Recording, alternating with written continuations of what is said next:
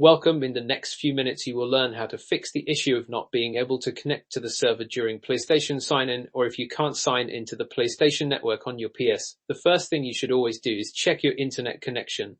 Make sure your PS is connected to the internet and that your internet connection is stable. Secondly, restart your PS. Sometimes a simple restart can fix the issue.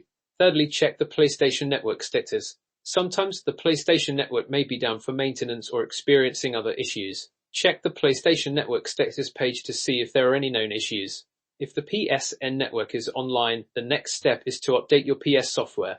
Make sure your PS software is up to date. You can check for updates by going to Settings, then System Software, and then System Software Update. If you are still experiencing issues, you should clear your PS cache. Sometimes the PS cache can become corrupted, which can cause problems with signing into the PlayStation network. To clear your PS cache, go to Settings, then Storage, then System Storage, then Cache, and finally select Clear Cache. Next, we will rebuild your PS database. This will rebuild the PS database, which can fix some sign-in issues. To rebuild your PS database, go to Settings, then System Software, and finally select Rebuild Database. If you've tried all of these steps and you're still having problems signing into the PlayStation network, you should contact PlayStation support. Thank you for watching. Subscribe for more such tutorials.